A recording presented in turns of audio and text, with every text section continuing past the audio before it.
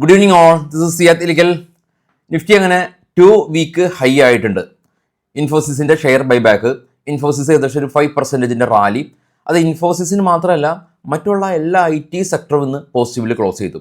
Trump IT സെക്ടറിന് especially outsourcing issue കാരണം വലിയൊരു ഫോളിലായിരുന്നു IT സെക്ടർ ഉണ്ടായിരുന്നത്. അപ്പോൾ അതിനൊരു മാറ്റം വന്നു. നിഫ്റ്റി 0.38% അഥവാ 95 പോയിന്റ്, സെൻസെക്സും അതുപോലെ 300-ലേറെ പോയിന്റ് റാലി രേഖപ്പെടുത്തി വളരെ കംഫർട്ടബിളായ രീതിയിൽ ഇന്ന് നിഫ്റ്റി ക്ലോസ് ചെയ്തു. ഓട്ടോ സെക്ടേഴ്സും ഈ റാലിയിൽ പങ്കാളിയായിട്ടുണ്ട്. കഴിഞ്ഞ കുറച്ച് ദിവസങ്ങളായിട്ട് ഓട്ടോ സെക്ടറിൽ പോസിറ്റീവ് സെൻറ്റിമെൻറ്റ്സ് കാണുന്നുണ്ട്. നിഫ്റ്റിയിൽ ഇൻഫോസിസ്, വിപ്രോ, ഡോക്ടർ റെഡ്ഡി, ടെക്കം, അദാനി പവർ ആണ് പോസിറ്റീവായിട്ട് അല്ലെങ്കിൽ റാലി രേഖപ്പെടുത്തിയത്. ട്രെൻഡും മെറ്റേണലും, ജിയോ ഫിനാൻസും, ടൈറ്റാനും, ടാറ്റ മോട്ടോഴ്സിലും ചെറിയൊരു പ്രോഫിറ്റ് ബുക്കിംഗ് കണ്ടു. ഇനി മിഡ് ക്യാപ്പ് സെക്ടറിലേക്ക് നോക്കുകയാണെങ്കിൽ ഇന്ന് പ്രധാനമായിട്ടും റെയിൽറ്റെയിലിന് ഒരു ഓർഡർ കിട്ടിയിട്ടുണ്ടായിരുന്നു. നമ്മൾ രാവിലെ പ്രീ മാർക്കറ്റിൽ ഡിസ്കസ് ചെയ്ത കാര്യമാണ്. റെയിൽറ്റെയിൽ പോസിറ്റീവായിരുന്നു.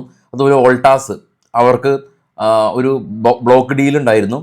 അതുപോലെ തന്നെ അതുകൊണ്ട് സ്റ്റോക്ക് ഫോളോ ചെയ്തിട്ടുണ്ട്. ബിക്കാജി ഫുഡ്സും ഇവരുടെ എൻഫോഴ്സ്മെൻറ്റ് ഡയറക്ടേഴ്സ് ഇവരുടെ മാനേജിങ് ഡയറക്ടറിനെ വിളിപ്പിച്ചിട്ടുണ്ട് ഒരു കേസിൻ്റെ ആവശ്യത്തിന് വേണ്ടിയിട്ട്. അപ്പോൾ അത് ടെമ്പറലി അതൊരു നെഗറ്റീവ് ഇമ്പാക്റ്റ് ചെലുത്തി ആ ഒരു സ്റ്റോക്കിൽ. ഇനി ഗ്ലോബൽ മാർക്കറ്റ് നോക്കുകയാണെങ്കിൽ ഗ്ലോബൽ മാർക്കറ്റിൽ നിലവിൽ ഒരു കൺസോൾട്ടേഷൻ സോണിലൂടെയായിരുന്നു ഗ്ലോബൽ മാർക്കറ്റ് ഉണ്ടായിരുന്നത്. എന്നാൽ ഇന്ന് ഗ്ലോബൽ മാർക്കറ്റ് എസ്പെഷ്യലി ഇപ്പോൾ ട്രേഡ് ചെയ്യുന്ന യൂറോപ്യൻ മാർക്കറ്റ് മിക്സഡ് സെൻറ്റിമെൻറ്റ്സ് ആണ്. ഡാക്സ് കാണാം 165 പോയിൻ്റ് ഇടിവ്. എന്നാൽ ജർമ്മനും ഫ്രാൻസും പോസിറ്റീവാണ്. ഡോ ഫ്യൂച്ചർ ഫ്ലാറ്റാണ്. ജപ്പാൻ മാർക്കറ്റ് രാവിലെ റാലിയിലായിരുന്നു. ജപ്പാൻ മാർക്കറ്റ് ഏറ്റവും താഴേന്ന് ഒരു 184 പോയിന്റ് കാണുന്നുണ്ട്. അത് ജപ്പാൻ മാർക്കറ്റാണ് നിക്കി. അപ്പോൾ 2 ദിവസമായിട്ട് പോസിറ്റീവായിരുന്നു. ഈവൻ രാവിലെ പോസിറ്റീവായിരുന്നു. അതിനുശേഷം പ്രോഫിറ്റ് ബുക്കിംഗ് കണ്ടു. കൊറിയ പോസിറ്റീവായിരുന്നു. ചൈന, ഓസ്ട്രേലിയ ഇടിഞ്ഞു. ഗോൾഡ് കാണാൻ വേണ്ടി ടോപ്പിൽ നിന്ന് മൂന്നാമത് $18 കയറിയിരിക്കുന്നത്. $3654 ഗോൾഡ് കയറി. ബിറ്റ്കോയിനും 700-ലധികം പോയിന്റ് റാലി രേഖപ്പെടുത്തിയപ്പോൾ ഗോൾഡ് ഓൾ ടൈം ഹൈ എല്ലാം തന്നെ ഭേദിച്ച് മുന്നേറിക്കൊണ്ടിരിക്കുകയാണ്. അൺടച്ചബിൾ ആയിട്ടുള്ള ഒരു അസറ്റായിട്ട് ഗോൾഡ് മാറി. കയ്യിലുള്ള ആളുകൾ വളരെയധികം കംഫർട്ടബിൾ ആയിട്ടുള്ളൊരു പ്രോഫിറ്റ് ആസ്വദിച്ചിരിക്കുന്നുണ്ട്. പുതിയ ആളുകൾക്ക് കയറാനായിട്ടൊരു ഭയം, കാരണം ഗോൾഡ് ഒത്തിരി കയറി കഴിഞ്ഞു.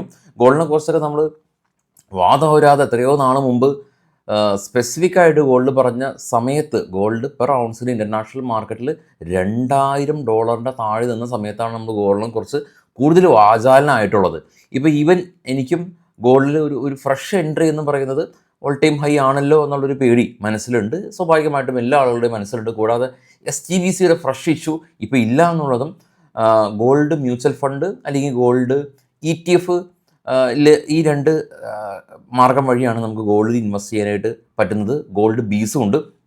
ഇനി കുറച്ച് സ്റ്റോക്കുകളുടെ വാർത്തകളിലേക്ക് നമുക്ക് കിടക്കാം. ആദ്യം കൊട്ടാക് ബാങ്ക് ആണ്. കൊട്ടാക് ബാങ്ക്, അതിനു മുമ്പ് നമുക്ക് ഓപ്പൺ ഇൻട്രസ്റ്റ് നോക്കേണ്ടതായിട്ടുണ്ട്. ഓപ്പൺ ഇൻട്രസ്റ്റ് 24,868, നിഫ്റ്റിയുടെ സ്പോട്ട് നെക്സ്റ്റ് വീക്ക് എക്സ്പയറി ആണ് എടുത്തിരിക്കുന്നത്. PCR 1.2 ആണ്. അതായത് കൂടുതൽ പുട്ട് സൈഡ് ഷോർട്ട് കാണുന്നുണ്ട് കോളിനേക്കാൾ. ഇനി നമുക്ക് സ്റ്റോക്കുകളുടെ വാർത്തകൾക്ക് പോകാം. വരുന്ന ഞായറാഴ്ച ഫ്യൂച്ചർ ആൻഡ് ഓപ്ഷൻ, കൂടാതെ തന്നെ നമ്മളുടെ ഇൻഡെക്സും കമ്മോഡിറ്റിയും രണ്ടും നമ്മൾ ഡിസ്കസ് ചെയ്യുന്നുണ്ട്. വരുന്ന ഞായറാഴ്ചയാണ് ക്ലാസ് റൂമിൽ ഇരുന്ന് പഠിക്കുന്ന ഫ്യൂച്ചർ ആൻഡ് ഓപ്ഷൻ്റെ ക്ലാസ് ഉള്ളത്. നിങ്ങൾക്ക് ബുക്ക് ചെയ്യാം. ഇനി വരാൻ പറ്റാത്ത ആളുകൾക്ക് ഓൺലൈനായിട്ടും ജോയിൻ ചെയ്യാം. കൊട്ടാക് ബാങ്ക്, സിമിറ്റ മിസ്റ്റു എന്ന് പറഞ്ഞ ഒരു Japan based investment company Kotak ബാങ്കിൽ അവർക്കുള്ള സ്റ്റേക്ക് സെല്ല് ചെയ്തേക്കാം എന്നുള്ള ന്യൂസ്. ഇത് ബൈസെൽ റെക്കമെൻഡേഷൻ അല്ല, വാർത്തകൾ മാത്രമാണ്. സ്റ്റെർലിംഗ് ആൻഡ് വിൽസൺ കമ്പനി 415 കോടി രൂപയുടെ 300 മെഗാവാട്ട് കപ്പാസിറ്റി ഉള്ള ഒരു സോളാർ പ്രൊജക്റ്റ് രാജസ്ഥാനിൽ അവർക്ക് കിട്ടി. HEJ കമ്പനി മലാന പവറിൻ്റെ 49% സ്റ്റേക്ക് അവർ അക്വയർ ചെയ്തു. കുപ്പിഡ് കമ്പനി, അവർ KSAയിലുള്ള ലക്ഷറി ബ്രാൻഡ് മൻസം എന്ന് പറഞ്ഞ ബ്രാൻഡിനെ അക്വയർ ചെയ്തു. കുപ്പിയുടെ ഒരു ക്വാണ്ടം മാനുഫാക്ചറിങ് കമ്പനിയാണ്. MBL ഇൻഫ്ര കമ്പനി 11 കോടി രൂപയുടെ ഓർഡർ കിട്ടി.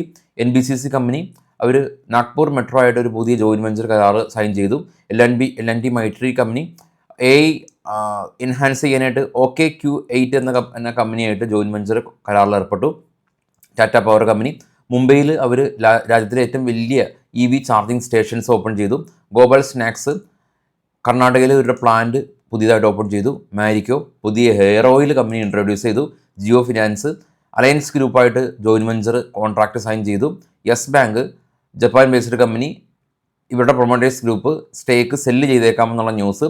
യുണൈറ്റഡ് ബിവറേഴ്സ് പുതിയ ബിയർ ബ്രാൻഡ് അവർ ലോഞ്ച് ചെയ്യുന്നുണ്ട്. TCS CCA എന്ന് പറഞ്ഞ കമ്പനിയായിട്ട് AI ബിസിനസ് എൻഹാൻസ് ചെയ്യാനായിട്ട് ജോയിൻ വെഞ്ചർ കരാർ ഏർപ്പെട്ടു. അലംബിക് ഫാർമ ഇവരുടെ മെഡിസിന് US ഡ്രഗ് കൺട്രോൾ അതോറിറ്റിയുടെ അംഗീകാരം ലഭിച്ചു എന്നുള്ളതാണ് ഇപ്പോഴുള്ള ന്യൂസ്. വിശദമായിട്ട് നാളെ രാവിലെ പ്രീ മാർക്കറ്റ് ന്യൂസായിട്ട് എത്താം. എല്ലാവർക്കും ശുഭരാത്രി. Thank you.